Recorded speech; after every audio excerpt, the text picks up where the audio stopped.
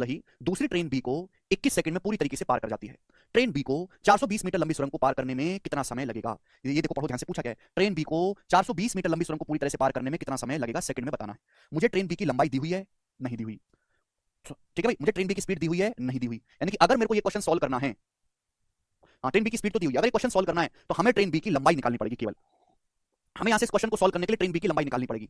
अब पहली लाइन देखो, एक 320 मीटर लंबी ट्रेन है, एक खंबे को 24 सेकंड में पार करती है। तो इस पहली लाइन से ट्रेन की स्पीड आ जाएगी। जब भी कोई ट्रेन किसी खंबे को पार करती है तो कितनी डिस्टेंस जाती है, खुद की लंबाई, तो 320 मीटर जाती है 24 सेकंड में, 24 सेकंड में मेरे दोस्तों। तो ट्रेन की स्पीड आ जाएगी 40/3, 8 चौक 32 और 8 24, 40/3। ट्रेन की स्पीड आ गई 40/3 मीटर पर सेकंड। बात क्लियर है? आप बोलोगे हाँ जी सर एकदम क्लियर है।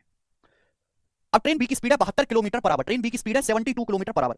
अब 72 किलोमीटर पर आवर को मीटर पर सेकंड में कितना कहेंगे, 5/18, यानी कि 20। 18 चौक 72, ट्रेन बी की स्पीड आ गई 20 मीटर पर सेकंड। अब सवाल में बोला गया कि ये जो ट्रेन ए है, यहां ध्यान से पढ़ो, ये train A 72 kilometre per our की स्पीड से अपोजिट डायरेक्शन में चल रही दूसरी ट्रेन बी को 21 सेकंड में पूरी तरीके से पार कर जाती है। तो क्या इस लाइन का इस्तेमाल करके आप ट्रेन बी की लंबाई नहीं निकाल सकते? ट्रेन ए और ट्रेन बी एक दूसरे को अपोजिट डायरेक्शन में पार करती हैं। ट्रेन ए की लंबाई 320 मीटर है, ट्रेन ए की लंबाई 320 मीटर है। ट्रेन बी की लंबाई मेरे को निकालनी है, ये डिस्टेंस होगी, ये डिस्टेंस होगी मेरे प्यारे भाई। जब भी दो ट्रेन एक दूसरे को पार करते डिस्टेंस क्या होगी, उनकी लेंथ का सम बराबर रिलेटिव स्पीड अपोजिट डायरेक्शन है, रिलेटिव स्पीड होगा इन दोनों का योग, एस दोनों का योग क्या है, 40/3 में जब मैं 20 जोड़ूंगा तो 100/3 आएगा। 20 दिया 60 + 40, 100/3। कितना समय लगा, 21 सेकंड। तो 21 से मल्टीप्लाई आ जाएगा। अब 3 से 21 चला जाएगा मेरे दोस्तों 7 बार, 700। तो ट्रेन बी की लंबाई आएगी 700 - 320 यानी कि 380, 380 मीटर।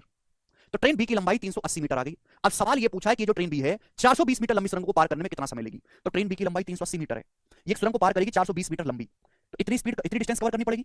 किस स्पीड से? बट ट्रेन भी सुरंग को पार करेगी खुद की स्पीड 20 से, 20 मीटर पर सेकंड की स्पीड से। कितना समय लगेगा, 800/20, 40 सेकंड लगेगा। 400, 300, 700 और 100 हो गया, ये 800/20, 40 सेकंड का समय लगेगा। सी ऑप्शन आंसर है।